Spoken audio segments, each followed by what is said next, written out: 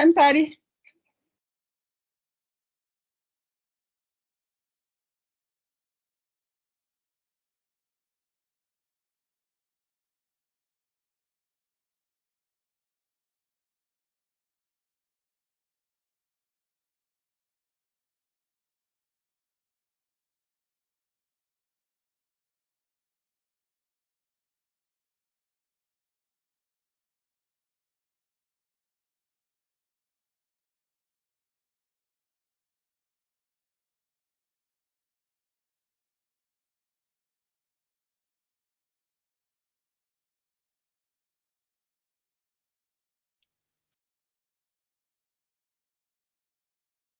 Hello?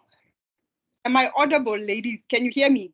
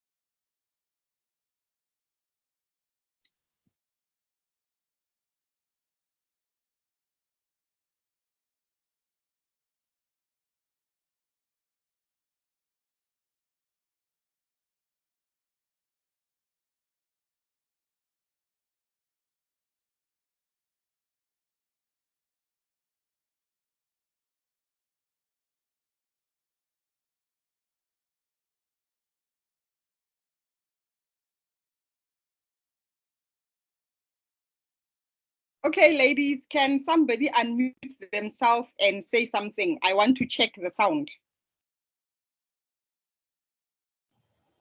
I'm not sure if this is.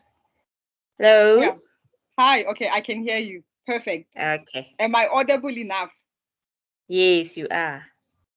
All right, I can thank hear you. Yeah. No, all right, Yeah. sure. So thanks. Okay, can we switch on our videos for like 1 second? I want to put the name to the face.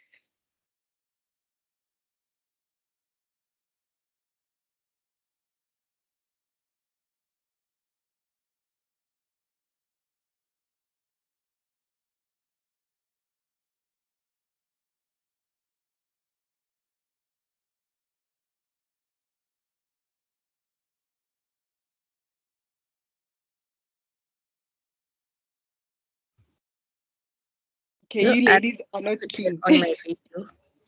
So I Okay. am not here.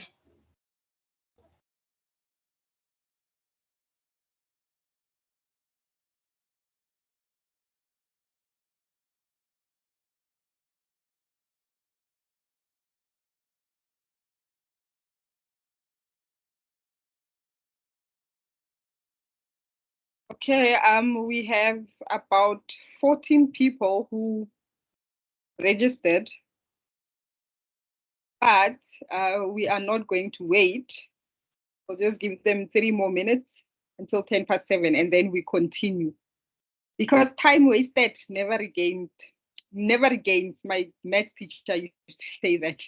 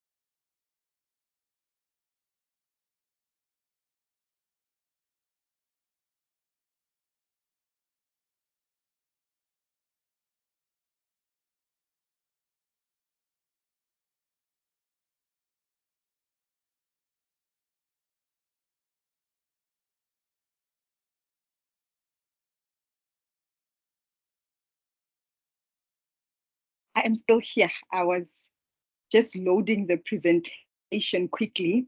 Emily, can you hear me now? So we are starting because, yeah, it's 7:10 and I don't want to keep you here for long. So welcome, ladies. Welcome. Okay, I've got Anita on the call. I have Emily, and then I've got KG Komoto. I want to see you guys' faces. Why is your video not on? Okay, there, my video is on. Why is your video not on? Please switch on your video so I can see you, and then you can switch it off again, just for 1 second, just so we can see each other and put the name to the face.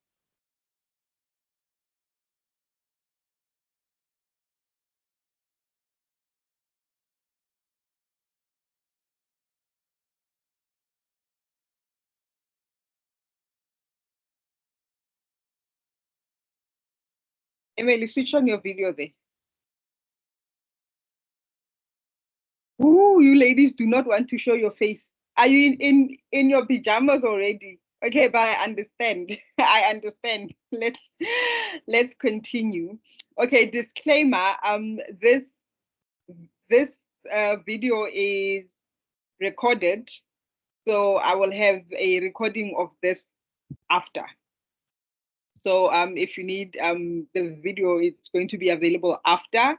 So it is being recorded. So just so you know, and I'm also gonna put it on my YouTube channel for people who cannot join now but want to, join later to see what we spoke about. So yeah, thank you, ladies, for joining our self-care audit webinar. I am so glad that you're here. And yes, it is an honor to have you sacrifice your evening to come and, chat to me about self-care and what a self-care audit is. So I found my favorite quote for the year. So this is my favorite quote for the year, that while taking care of others, I should not leave myself behind. So this year, while you take care of others, do not leave yourself behind. And I hope that by the end of this call, you will have a clear strategy on how you are going to take yourself along this journey of, taking care of others as you also take care of yourself. So I think you guys know me by now, but I will introduce myself again. My name is Wongile and I'm a mom and a wife. I am a BCom Informatics graduate. I think I practiced for, just under 3 years, and then I left corporate because I just figured out that I'm not a corporate girly. I then moved on to self-employment. So I'm an entrepreneur. I'm a self-taught baker. So my first business, my first ever business was a bakery / coffee shop, which is Mo's. So I am the owner of Mo's. And I also started a wellness agency, so SR Wellness Agency, and I work with both individuals and corporates. And I will tell you all about that after our call. And I also founded an NPO called Self Care for Women and Girls, because I realized that, as much as we can sit on a webinar right now and learn about self-care, there's a woman, there's a young girl who is in a very disadvantaged area, whether it's a rural area or it's a squatter camp, who does not have the same access that we have. So what I do is I try make self-care accessible to those areas, to say this is also how one can take care of themselves. I'm a certified life coach. I did my life coaching certification with the School of Life.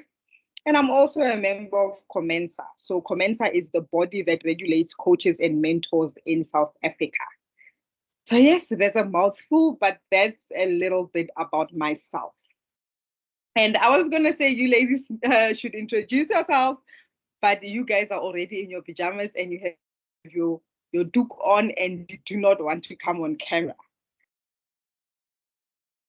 So yeah, today we're going to talk about a self-care audit, what it is, and I'm also going to give you a step-by-step guide on how to conduct a self-care audit for yourself. So, an audit, right? We all know that most of the time corporates will be on some audits, internal audits, external audits.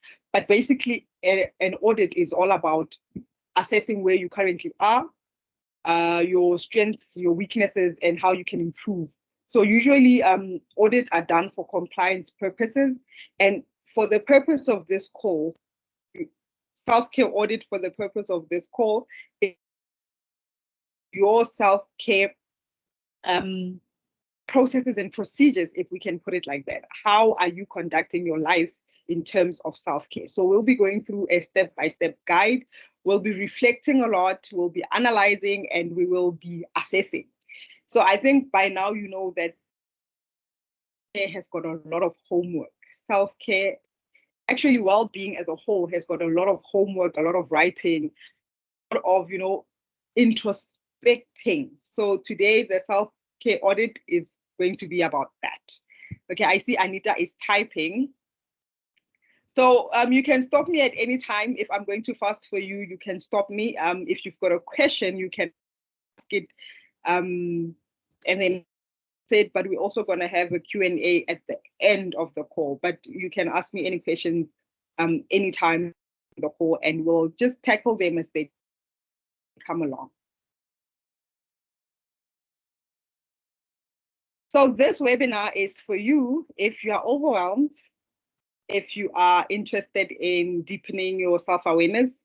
The last I was walking at Mainland Mall, I was there to pick up my passport at Home Affairs, and it's very efficient. I applied for my passport, I think 2 weeks ago, and last week they had already sent me an SMS to say my passport is ready.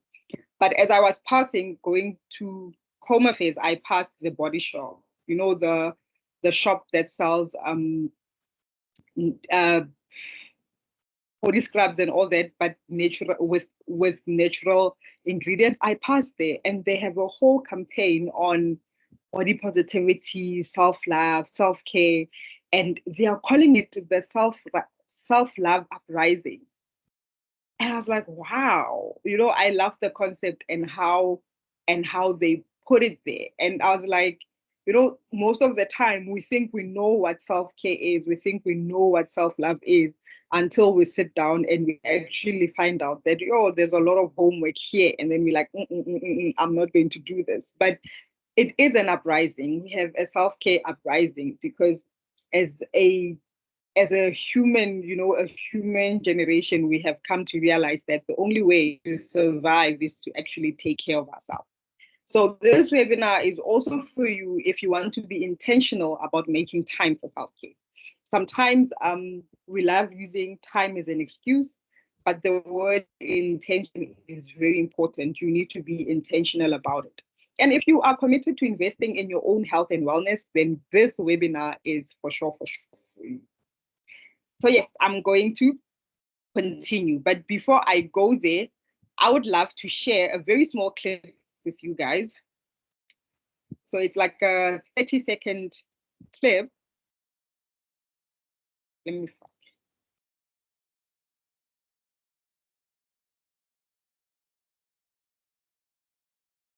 So I'm going to share this clip with you guys. It's just very short. With life, including electronic cigarettes. It is also strictly prohibited to smoke in the lavatories, which are equipped with smoke detectors. Should there be a loss of cabin pressure, oxygen masks will drop down automatically. Hold the nearest mask. Place it over your nose and mouth. Pull the straps to adjust your mask and keep breathing normally. Make sure your mask is well adjusted before helping others. Emergency exits are located on each side of the cabin at the front, center, and rear. The exit signs will help you locate them. Take a moment now to locate your nearest sign, which may be. So yes, that is the clip that I wanted to share with you guys. I'm going to stop sharing my screen. So that is the clip that I wanted to share with you. And, when I saw the clip, it rang true to me that, when you are on a flight, each and every flight, there's safety protocols. And one of the protocols is that should there be a loss in cabin pressure, a mask will fall out. And then, okay, I think there's a meeting there. There's a chat. I'm just going to see quickly what Komoto is saying.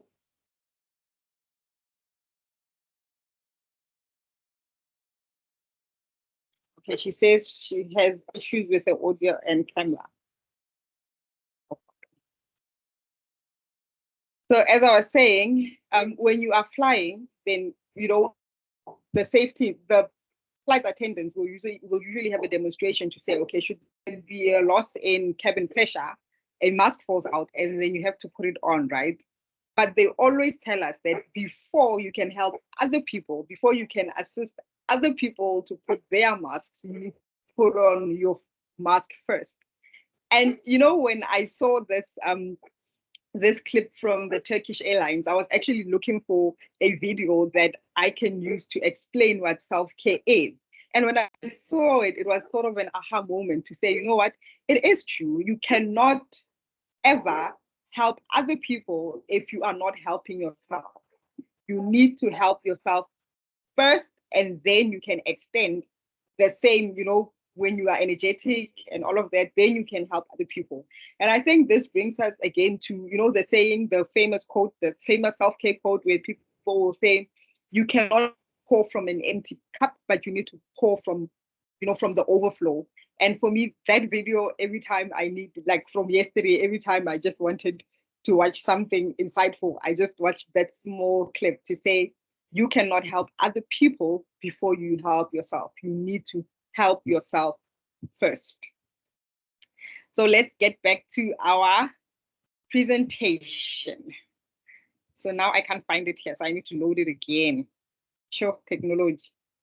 Here's my presentation. Okay, there we go.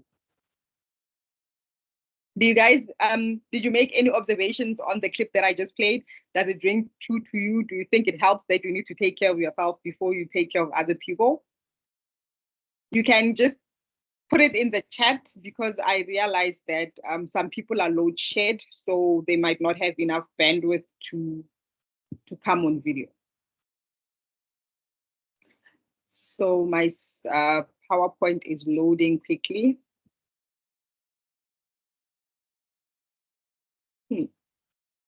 There we go.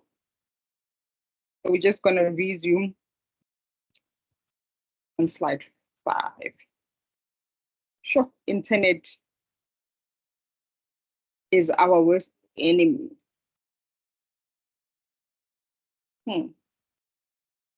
Now I'm trying to figure out. Oh, there we go.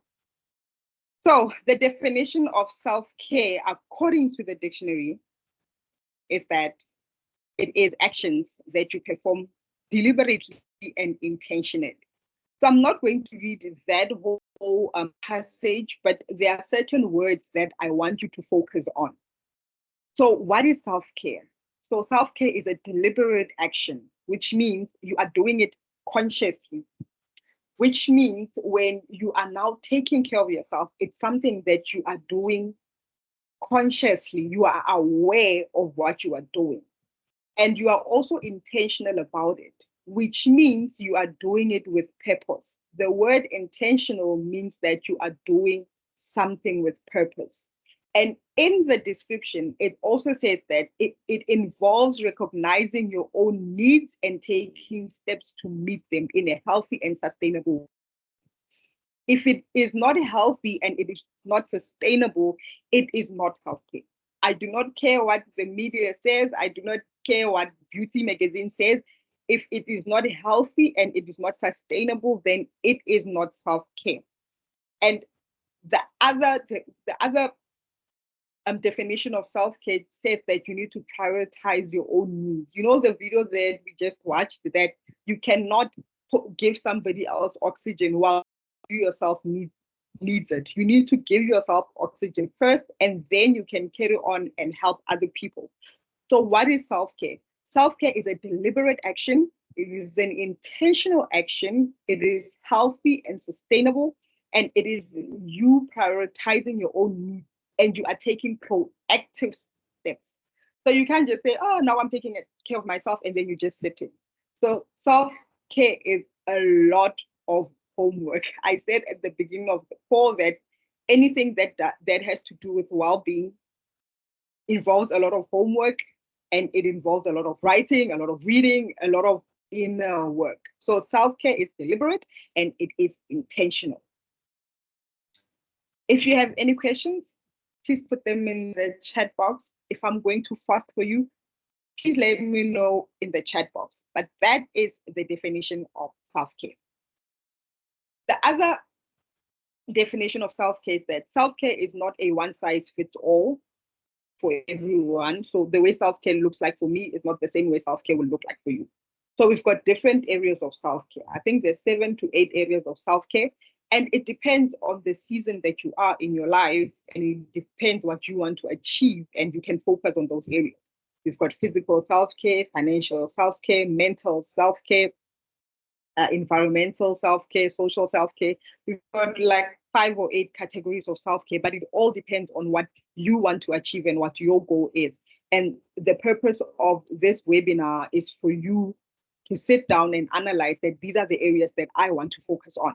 Because for me, I might be focusing on environmental self-care because it is what's speaking to me at this point in my life, and it is in line with my purpose. But for you, it might be physical self-care, and you have to do things that fit, physical self-care, and have techniques and strategies for that. So self-care is not a one size fits all, shoe. No. It's made. Self-care is what it is, and self-care looks different for all of us. So for the purpose of this audit, there's 7 steps into conducting a self-care audit. Now, these 7 steps, you can do them like from 1 up to 7 at one go. You can just block out time in your calendar and say, okay, for this 2 hours, I'm going to work on all these steps. Or you can just tackle them, every day you do one step. But basically, there's 7 steps to conducting a self-care audit. Number 1 is that you need to do a self-care assessment. So a self-care assessment is, where am I now? You are assessing your current state. Where are you now? You are assessing where you are now, where you are now and where you want to be. Remember, we are auditing. You are here today, you are on 1, but you actually want to be on 20. So that is the assessment. And then you are going to identify areas of improvement. So if I am on 1 and I want to be on 20, what is it that I can do to get to 20? Number 3, we need to set SMART goals. So we'll talk a bit about how to set SMART goals for self-care purposes. Number 4, you will develop a self-care plan. Step number 5 is that you will implement your self-care plan.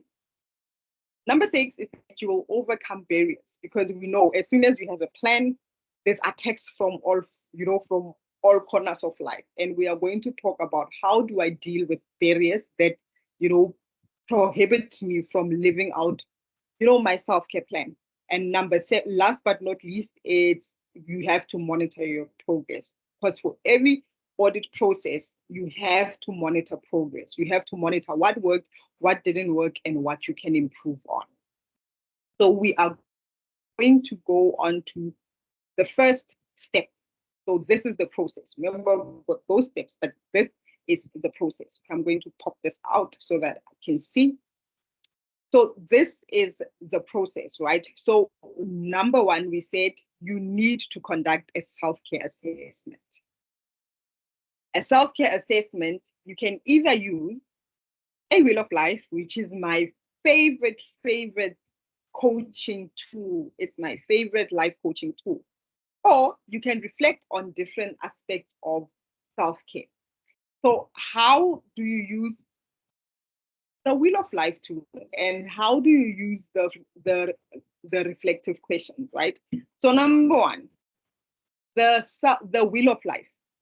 The Wheel of Life, it's a wheel, and then the wheel has got, like numbers from 1 up to 10. And then on those numbers, you score yourself from 1 being the least until 10. Then you score yourself on Okay, now for, my well-being, I feel like I'm at a 5, and then you score yourself on all those categories. Or if you don't want to use the wheel of life, you can just use reflective questions, which are in effect the wheel of life, but the wheel is not there. You are just asking yourself, on a scale from 1 to 10, how happy am I with my life? From a scale of 1 to 10, how happy am I with my finances? How happy am I with my physical health? How happy am I with my mental health? How happy am I with my social health? So you will score yourself from 1 up to 10. So, okay, now I am here. I am for me, financially, I think I'm on a 5, but I want to get to a 10. So that is me now, and that is the assessment that I am making. So you will ask yourself those questions for all the areas of your life. You've got 8 areas of your life. You've got your mental life, you've got your physical life, you've got your social life, there's 8. I'll just name, I wanted to,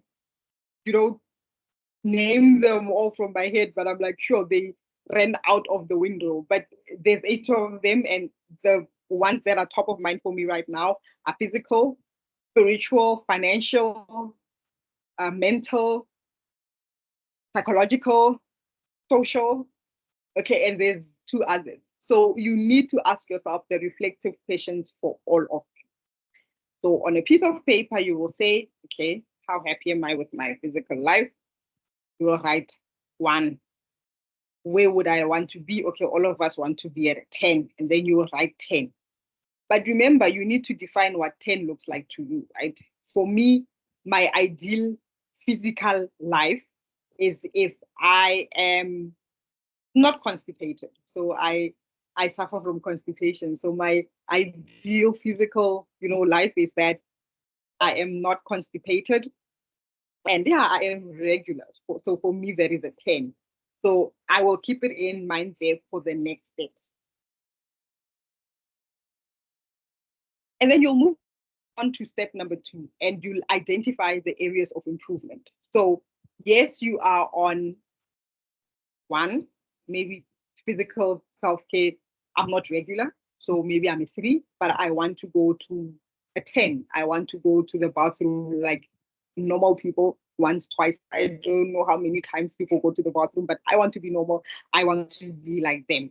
And then I'll write it there. And then areas of improvement will me saying, okay, I can improve on this thing. Because of now, I am just, once a week, once a month, I can now go twice a day privately.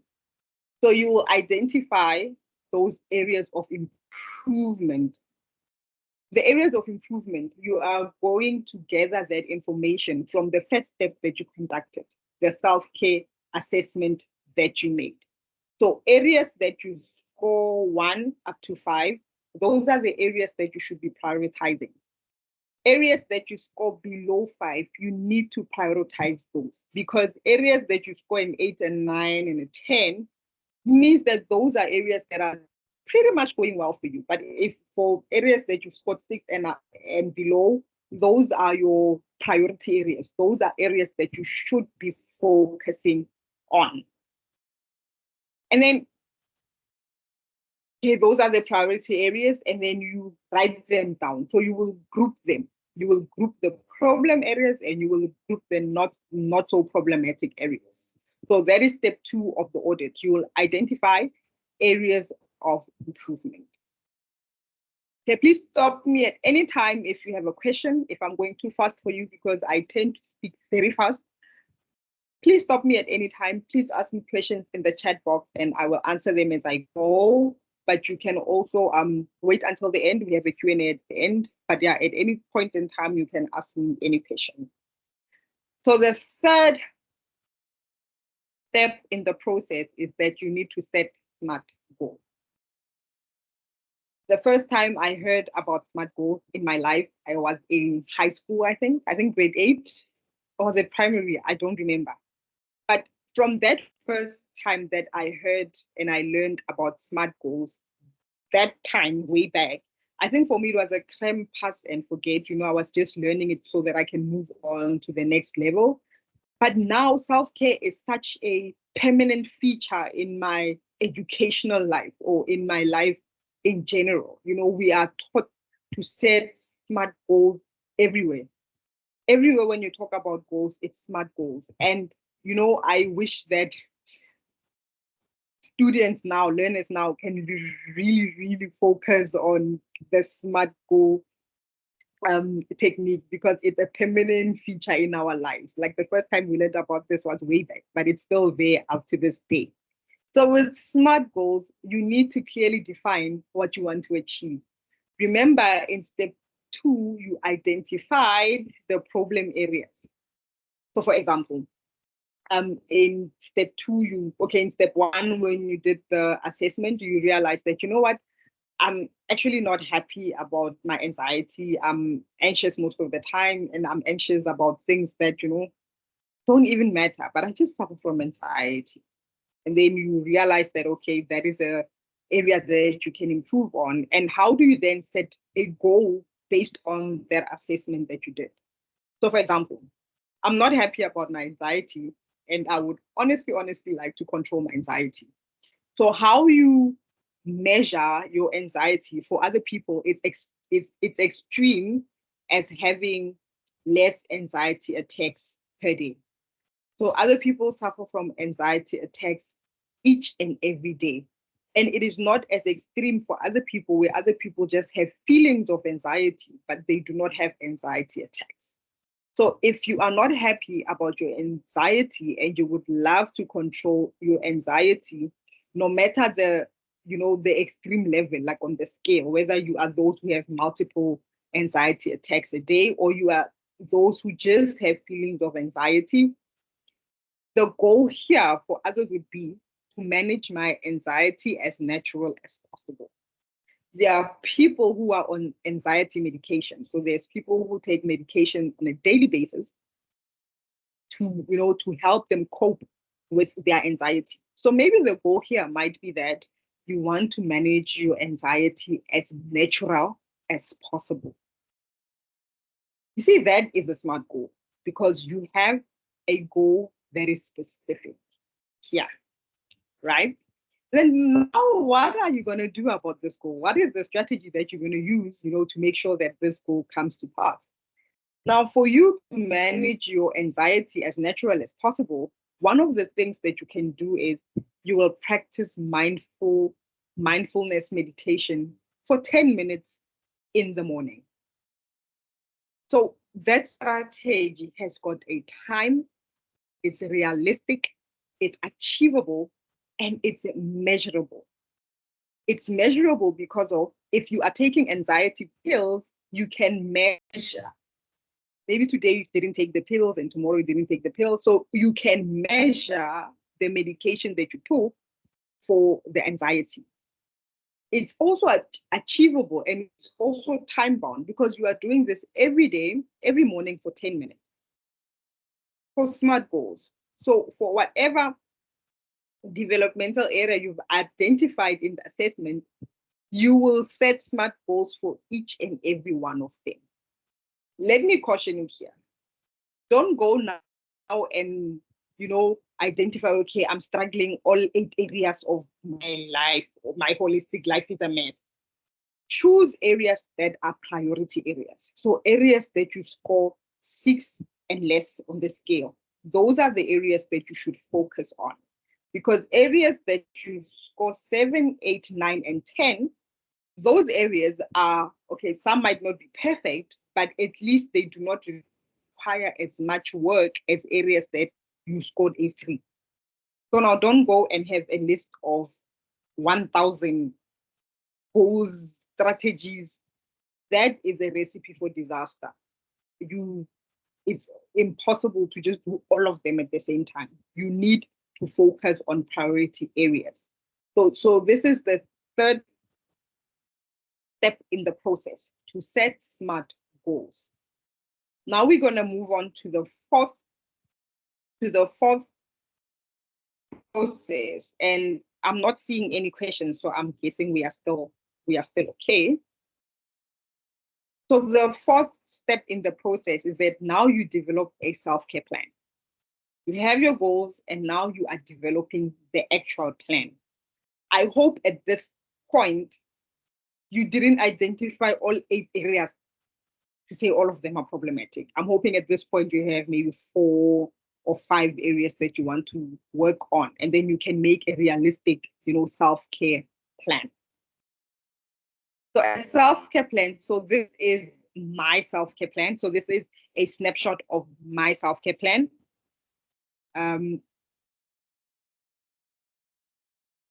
So this is a snapshot of my self-care plan. Some things I took out for discussion, but yeah, this is true story. This is me. This is a part of my self-care plan.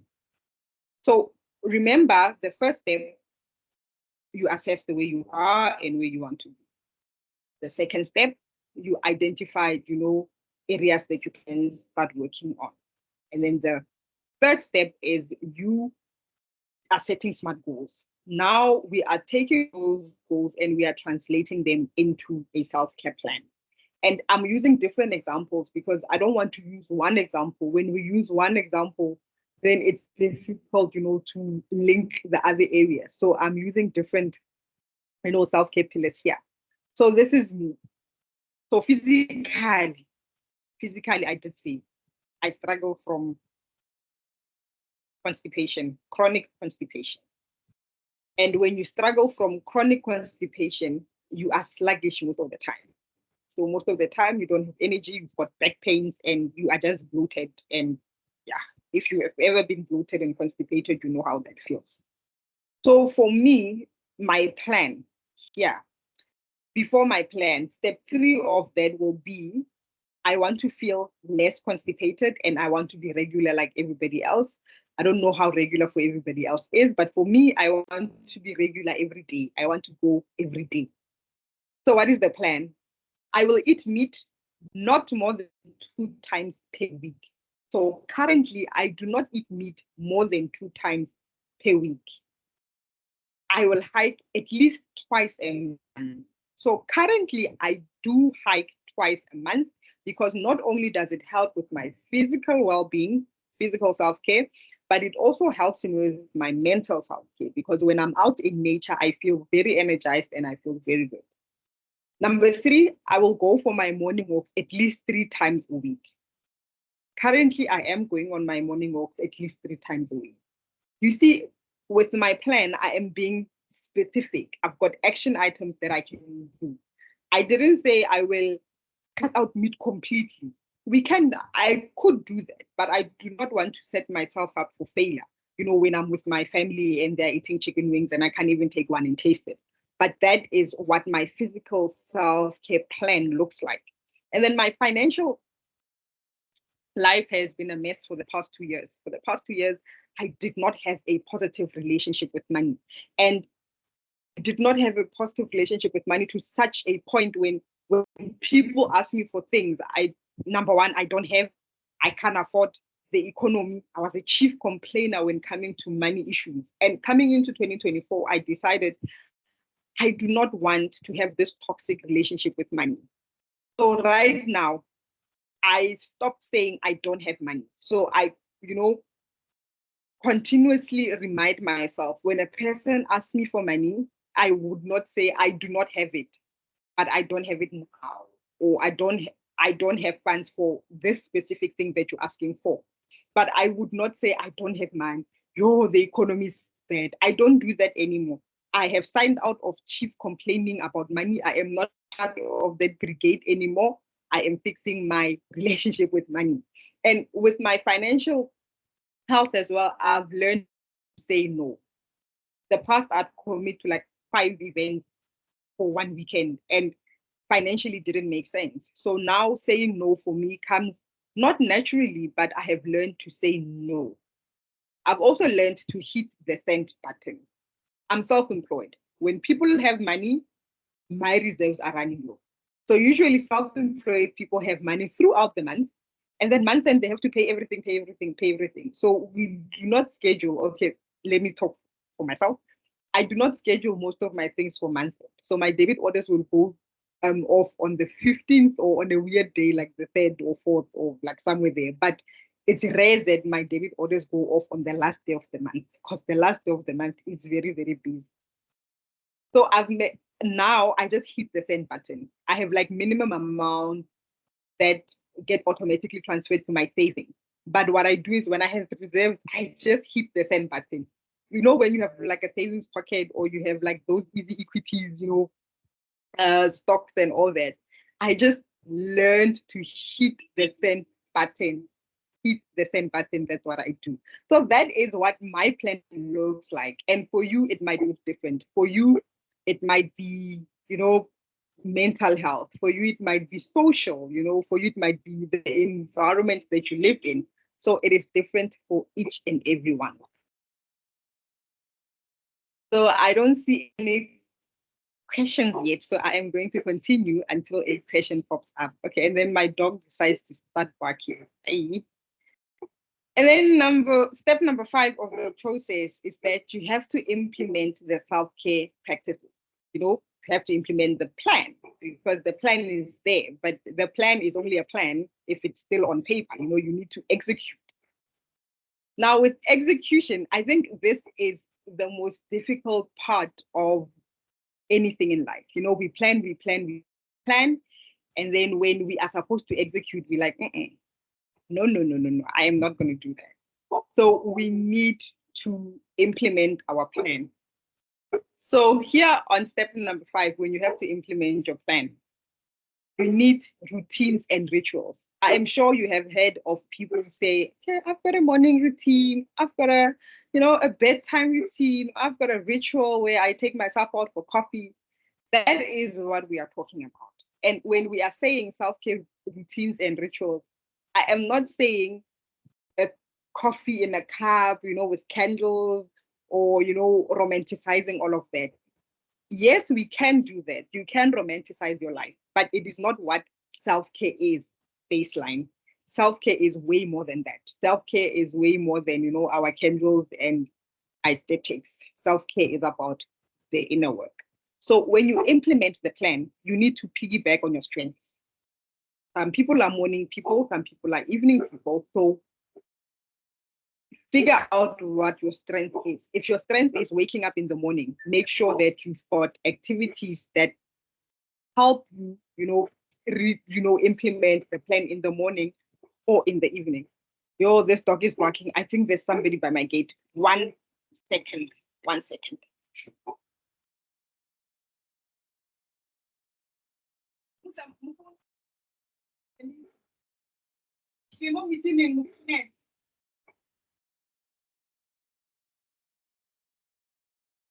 Apologies about that.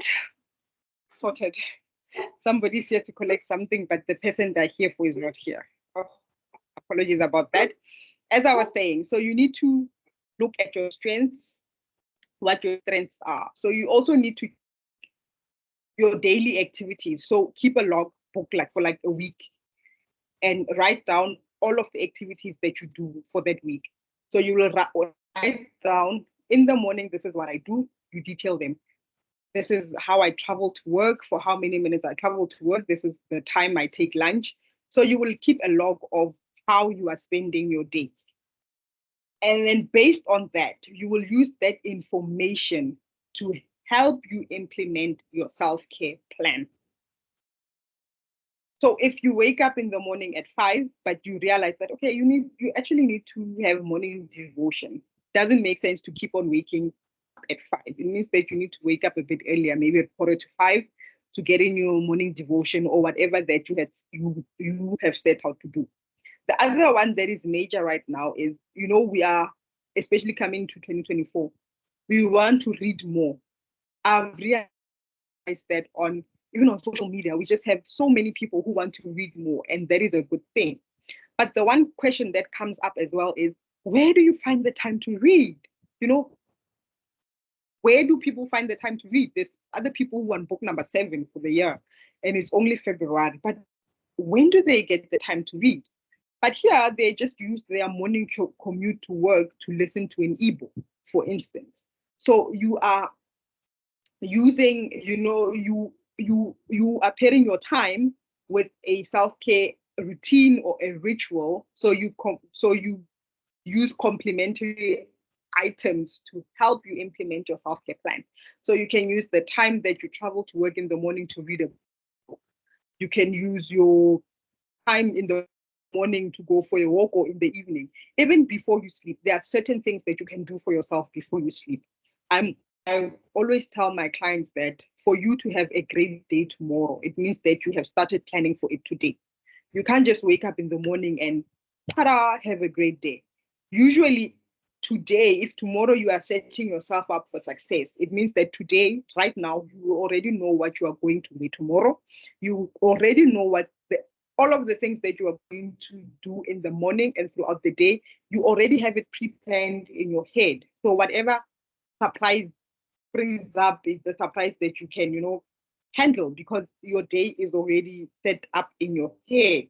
And you need to, set yourself up for success. If you want to walk more, if you are saying, okay, in the morning I'm going to walk, every time I tell myself tomorrow morning I'm going to walk, and I don't set out my clothes the night before, 9 out of 10 times that morning I am not going to walk, because my walking shoes are not there, my walking pants and my shirt are not there. So with your plan and your ritual, you need to set them up. You need to focus on what your strengths are, and you need to be intentional and deliberate about it. And the other thing, as much as I'm saying self-care is not about you romanticizing your life, but you need those things that will help you, remain excited about taking care of yourself. For instance, for me, every Monday I go out for coffee, or okay, I don't like coffee, but I just say coffee because it sounds fancy. But every Monday I go out for tea, and I look forward to Monday because I can literally go out, drink tea, and just be, in my zone. Monday is my self-care day. As much as people have self-care Sunday, I have self-care Monday. But it is intentional and it is deliberate. On Mondays, I'll go book shopping. On Mondays, there are certain Mondays, like this Monday, I just slept the whole day. I woke up at 4 in the afternoon. And I didn't even feel guilty about it because it was intentional and it was deliberate. So when you do your routines, just make sure that they are according to your strengths. It doesn't make sense for you to become 5 a.m. gang while you know very well you are 10 p.m. gang.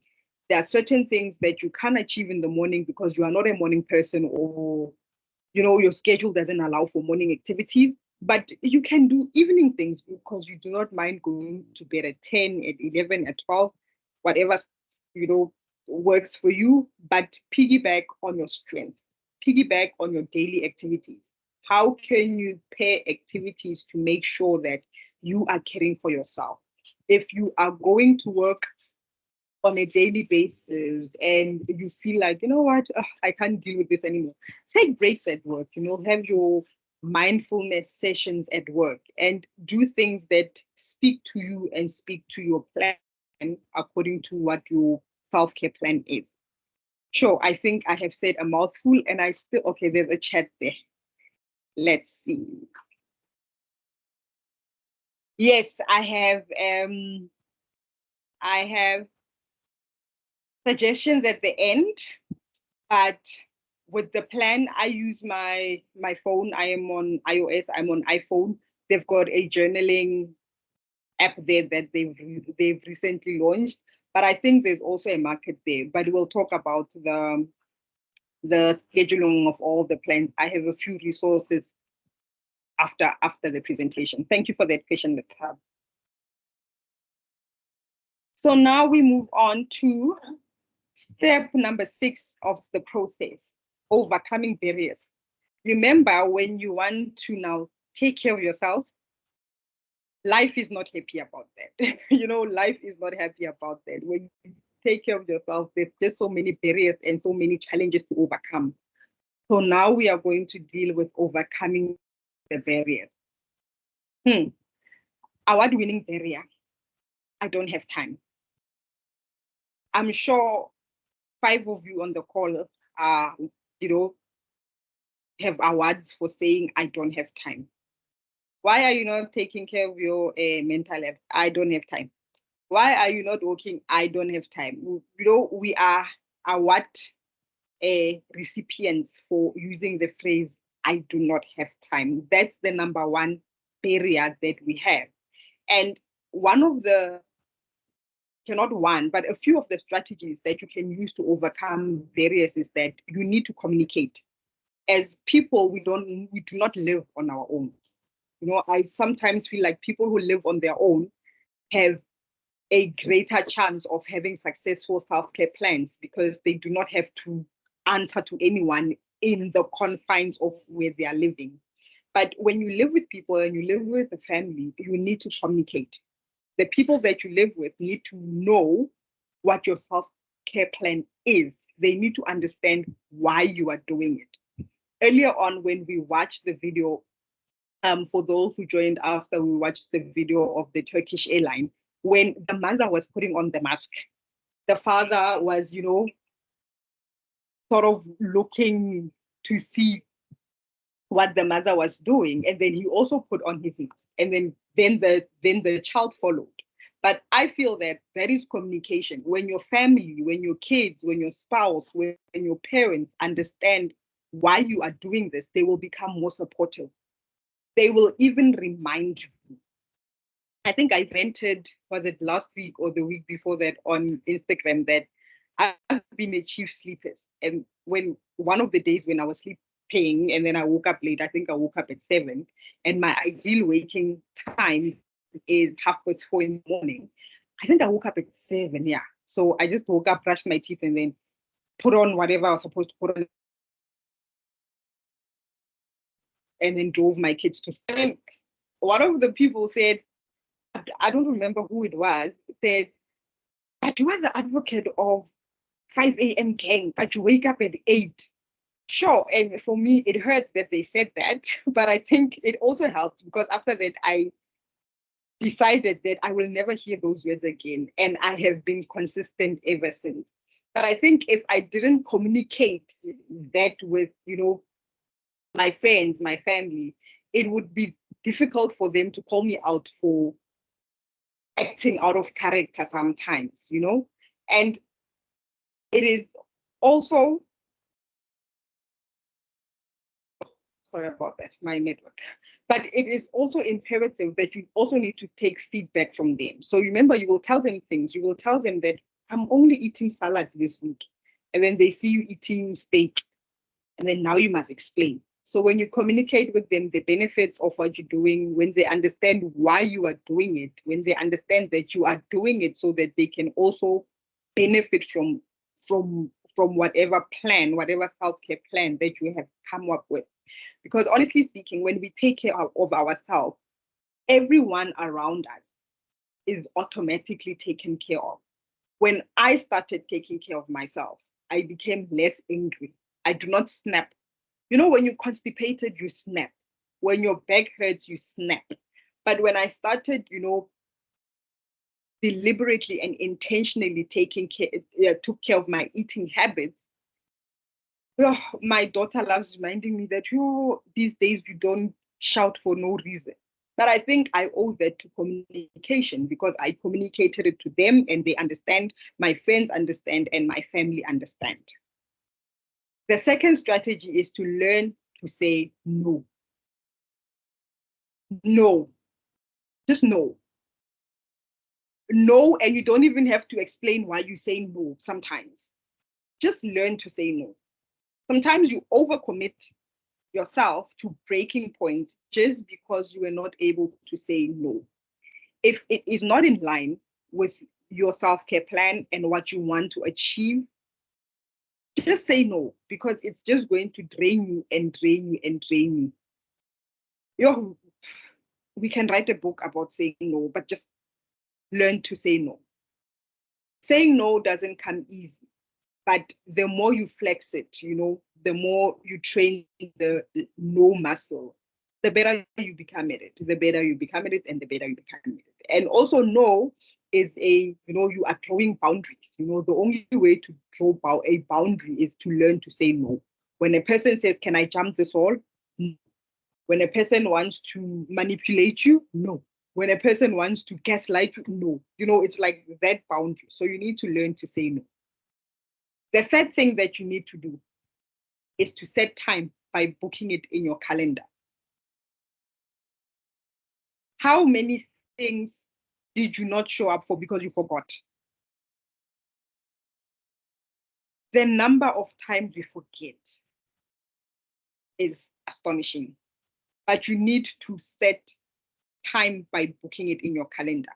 If it's a morning walk, in your calendar, just block it out there and say, I am going for my morning walk. And there's technology for everything. It will remind you, when you woke up, it will remind you that, okay, it's time for your walk. If you need to do your 2 minutes of breathing exercises, it will remind you, it's okay, I've got a fitness watch. And if I'm sitting down for too long, it will send me a prompt to say, you need to get up and stretch because you've been sitting down for too long. So in this day and age of technology, we have assistants everywhere. You can ask Siri to even book it in your calendar. So set time in it by booking it in your calendar. The other thing I've realized about booking things in my calendar is that I don't forget. Ever since the year started, I made a commitment to show up for things that I said I will show up for. I was one of those who will cancel out on you in the morning of. When you ask me how far are you, and I'll say, I forgot. But thank God, hallelujah, I am converted. Now I put things in my calendar, and ever since the year started, I think I've honored 95% of the commitments that I have set for myself. So if you want to successfully implement your self-care plan, book aside time for all those activities that you wanted to attend. If it was a mani and pedi, on our hike on Saturday, one of the ladies was saying, Yena, if her nails are not to do, she doesn't feel, even if they said the world was ending tomorrow, as long as her nails are good, she's good. But I am of the belief that she set the time in her calendar to sit down with her manicurist and have her nails done. So book the time in your calendar. And last but not least, for overcoming barriers is that you need commitment and discipline. No, you can plan, but if you will and execute for 1 week and then leave it. But when you are committed and you are disciplined, sure, commitment and discipline will take you far. When you want to run a marathon, you are not exercising for 2 months, every day. For 2 months, you are running. It actually takes you about 18 months to successfully prepare for a marathon. But in that 18 months, it's small steps that require commitment and showing up and discipline. If you said you are going to walk after work, if you said you were going to walk 5 kilometers after work, instead of not going at all, how about you go and walk for 1 kilometer? That shows commitment and it shows discipline. So for a successful self-care plan, you need to be committed and you need to be disciplined. Unfortunately, with commitment and discipline and saying no and communicating all those things, it's things that you need to do yourself. We can preach to you all we want. We can sit here the whole night and pray over you and release the spirit of commitment and discipline over you. But it has to come from within. You need to be committed to your life and preserving your life and caring for yourself so much that you remain committed and you remain disciplined. So are we still I don't have time team? Okay, there's a question here. So you are saying it's better to have an accountability partner. Yes, you need an accountability partner. And your husband is a better accountability partner because your husband will mock you. Your husband is waiting for you to fail. Not in a bad way. Your husband is looking at you when you put sugar in your tea and he's like, I want to see if this one is going to pour in 5 teaspoons of sugar or just 1. And your kids can also be great accountability partners because they will remind you. They will ask you, why are you not eating what you said you were going to eat? So having accountability partners is important. And social media for me has been a great accountability partner historically, because when you post there and you post that you showed up, even if nobody comments, but you know, that joy and that satisfaction of saying, I did day 3 of 21. For me, having an accountability partner is very, very, very important. Accountability partner has to be, you know, within your reach. You can't have a, okay, with social media, it's people who are within our reach, but virtually so. But it's best to have immediate family inside, your sisters, your mom, whoever is in your vicinity as an accountability partner, because they will always remind you. Those ones are waiting for you to fail. They are the same ones, even to this day. I went for a plant-based, I started introducing a plant-based lifestyle, I think in 2018. But to this day, I have Ora saying, Mama, udra nama income na you know, like, Mom, just this meat smells so nice. To this day, I have that. So having accountability partners really, really do help. Thank you for that question, Lito. Moving on, we are on the final step of the process, which is to monitor progress, right? Sometimes you work on your plan and it's a great plan and you are executing it and, you know, it's going great.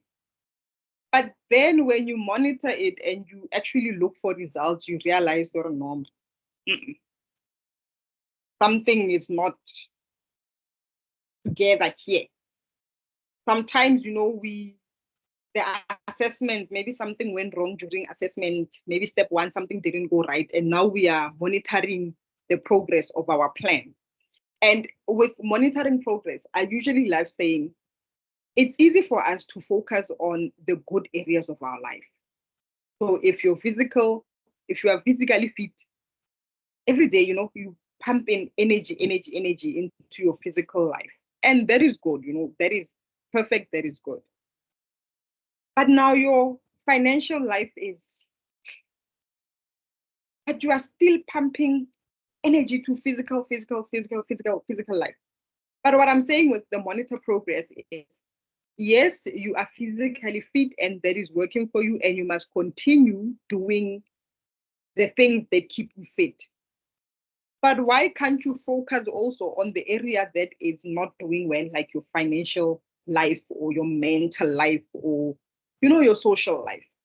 We love focusing on areas that are doing good and neglect areas that are not doing good. And the areas that are not doing good, almost 9 out of 10 times, lead to burnout and depression. You keep feeding the healthy child. You feed the healthy child, but you neglect the sickly child. You neglect the child who actually needs the feeding. Obviously, when that child dies, your whole life just, you know. So we need balance. So with progress, you need to monitor if what you have planned to do at the beginning is working or not. And you know, improvise and you pivot and you start from scratch and say, okay, this is not working, but why is it not working? The other thing here is that, you know, we set ourselves up for failure so much, and not that we go into it saying we are setting ourselves for failure, but we just find ourselves setting like failure being there. For example, how can you fast on Christmas Day? Like on Christmas Day, you want to be on what do they call them? Yeah, those fasts, you know, those fasts, they're insane. How do you do that on Christmas Day? Like it doesn't make sense. So when you monitor your progress and when you evaluate if the plan is working, those are things that you care and you look out for. Do not set yourself up for failure. When you fast, make sure it's a time for fasting. I think the Bible says in Ecclesiastes something that for every season, for every time there's a season, or, you know, along those lines, you know what I'm talking about.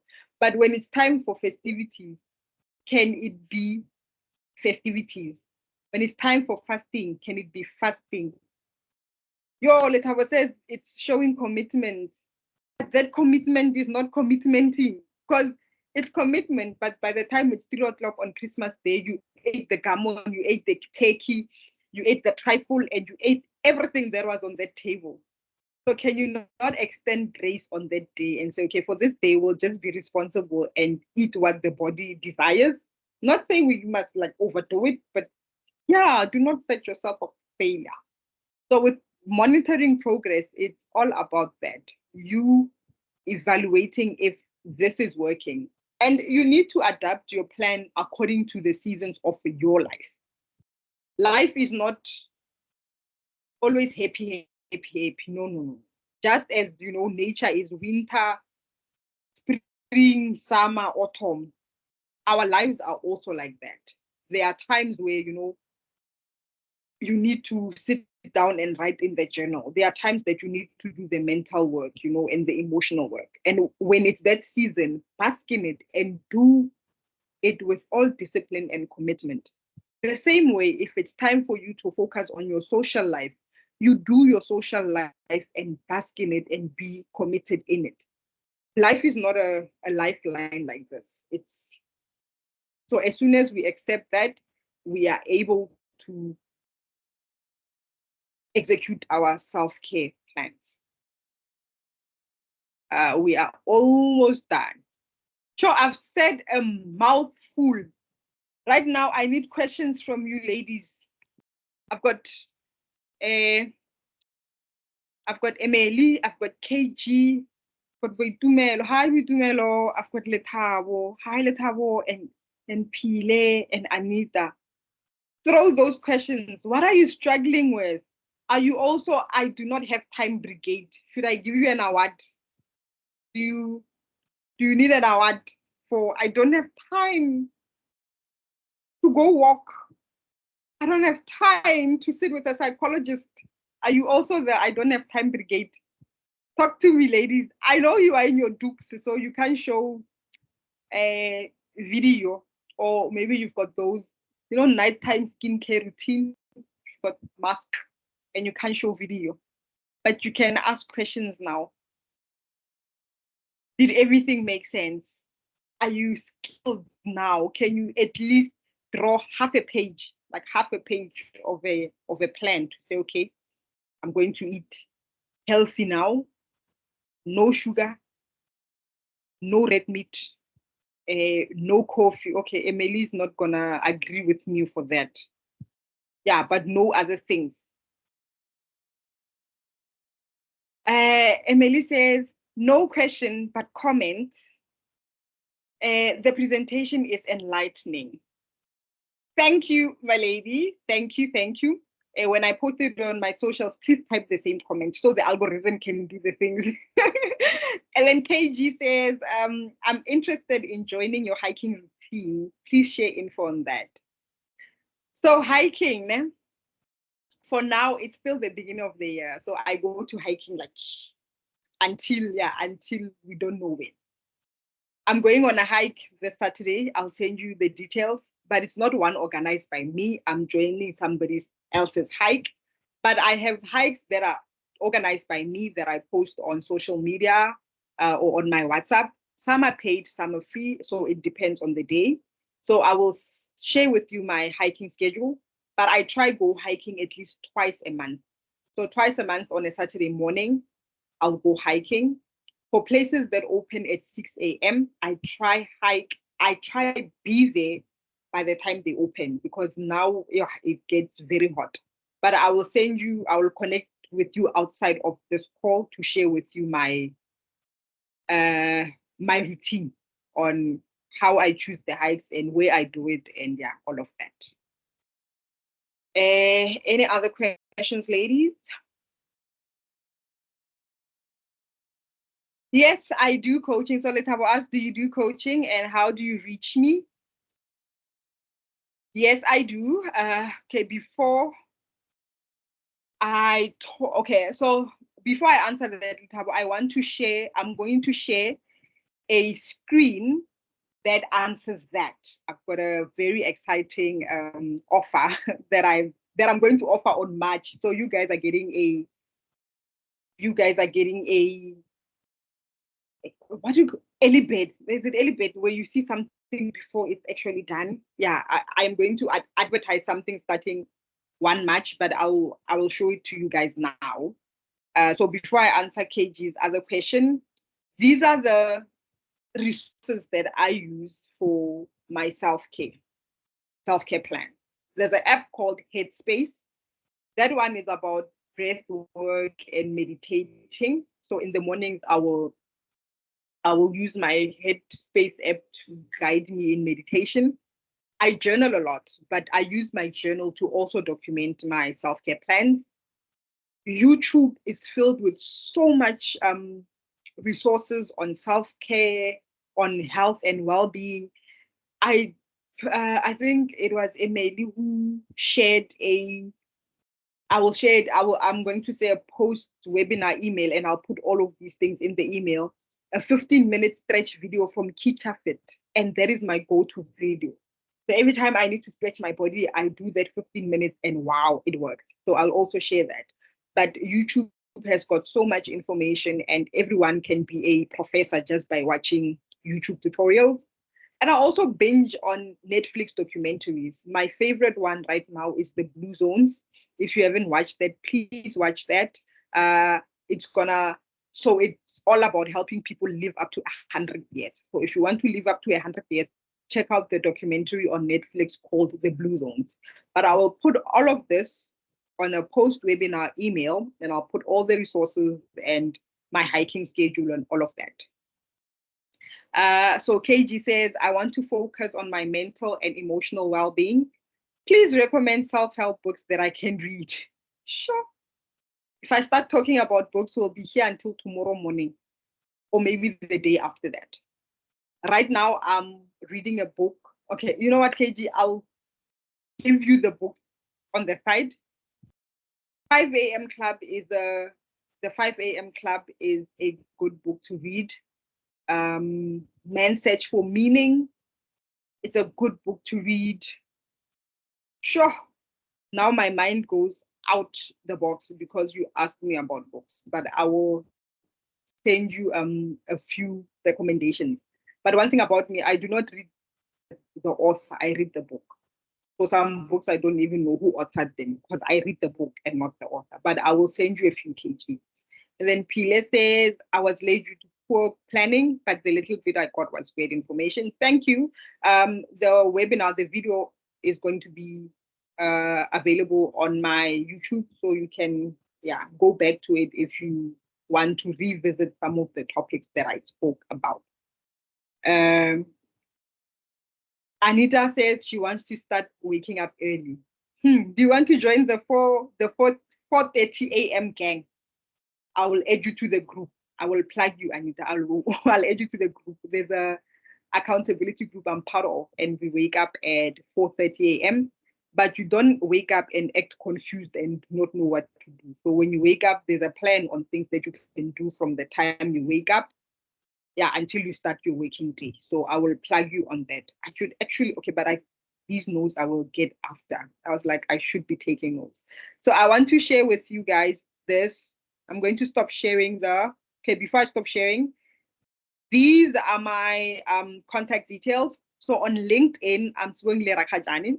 So on LinkedIn, usually I post the serious stuff. I post the, serious corporate stuff, because that's what LinkedIn's for, right?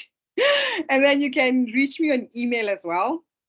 You can reach me on Instagram. So Instagram is where I detail like what I do, not on a daily basis, but activities that I do to take care of myself. So on my Instagram, you'll find my hiking, you'll find my food, you'll find my you'll find my Monday outings or book reviews. So on my Instagram, it's like how I am living out my self-care plan. And you can also call me. You can WhatsApp me. I think I'm quicker to respond on WhatsApp than calls. Yeah, because calls, I think we are canceling calls as a generation. Yeah, but those are my contact details. So I'm going to stop sharing, and then I'm going to stop sharing this slide, and I am going to share my screen because I want to show you something. Sneak preview. Let's do this.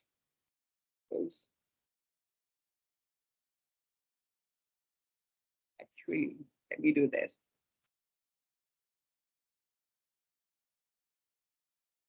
I just want to show you. Oh, I should have pinned it to my desktop.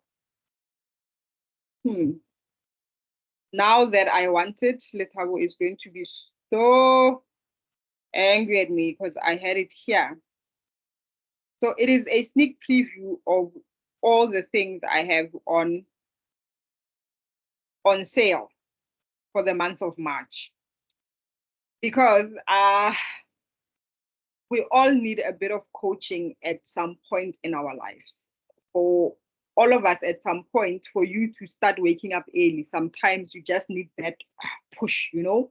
And what I usually say, a coach is a coach. The same way Piso Musimani sits there, does the strategies, coaches you, trains you, but at the end of the day, you are the one who needs to implement.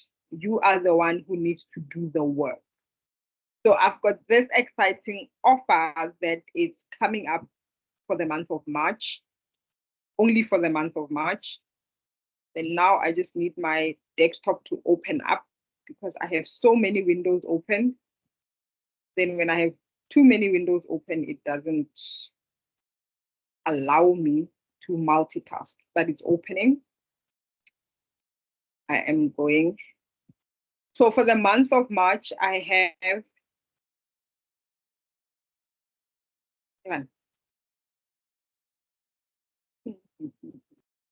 oh, this laptop is like, and these you and the month of March, I am not coming. Here we go.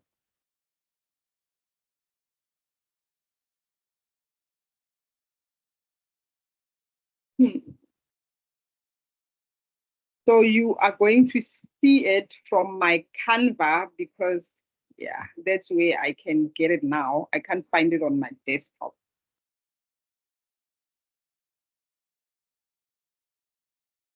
I will send it to you individually as well. So it's these 3 coaching programs that I have coming up in the month of March. So these are the 3 programs that I designed myself, and I've had a few clients that opted for those. So it's the letting go of self-doubt and limiting beliefs. So you know how self-confidence and self-esteem, and you are just so doubtful of yourself. So this is all about you letting go of all the doubt and propelling you into living a life of confidence and a higher self-esteem. Then we also have a Spring Clean Your Life. This is the 8-week program. So the Spring Clean Your Life is 8 weeks. So for 8 weeks, for each and every week, we are dealing with a specific area of your life and we are spring cleaning it. Then I think the one that's most exciting every beginning of the year, it's the self-care program one. You see how we had this webinar, but this one, it's us literally sitting down and we are creating a plan for you. So I am there and I am coaching you to create a self-care plan for yourself. So this is a 4-week program. So in 4 weeks, you'll have a ready self-care plan. So all of these plans, I think the 8-week plan is 4,999, and then the cheapest one here is the self-care program, which is like 2,900. But for the month of March, all my plans are 499, and it's limited spots. I can take about 6 people for all of this. It's 499 because I am trying to get as many women, as many girls to start caring for themselves as much as possible. So valid from the 1st of March to the 31st of March for 499, you can get one of the 3. Disclaimer, if you are not ready to write, if you are not ready to read, and you are not ready to cry and introspect and do all the dirty work, then this is not for you. But if you are ready to carve out and live your best life, then I suggest that you go for one of those. Self-care program, it's 4 weeks. Spring Clean Your Life, it's 8 weeks. So that's 2 months. And then go of self-doubt and limiting beliefs is 5 weeks. So what you need to note is that for all these programs, when I say 8 weeks, I just mean that for each week we meet for 1 hour, but we'll be talking on WhatsApp, guiding you on WhatsApp every now and again throughout the week. but excuse me, our face-to-face will be 1 hour per week. So for the 8-week program, we're going to meet 8 times. For the 4-week program, it's 4 times for 4 hours, 1 hour per week, as well as for the 5-week program, which is 5 hours, 1 hour per week. So only for the month of March, it's $4.99. Only for the month of March. God, I don't know what I'm getting myself into, but that is that. Like, that is that. And I'm going to start advertising it next week in time to start for the 1st of March. But you guys are getting a sneak preview. That's why you are even seeing it on my Canva, because it is a sneak preview. I will send it to you individually on the post-webinar email. Any questions? Letaba, which one are you going for? She's the one who asked the question. That's a steal. That's like a bargain. But yeah, I'll only start advertising it next week. But if you're interested, we can talk about it after. So yes, ladies, this is it from me. It is 8:26. We only have 4 minutes to go. Any last words from you, ladies? You can either come on video or you can put it in our chat there. Any last words? I am noting, Anita, I'll add you to our group, our morning group. KG, I'll send you my routine. And then, yeah, I will send the link to this webinar as well. Are we all good, ladies? Vitumelo, are you fine? Vitumelo hasn't said much.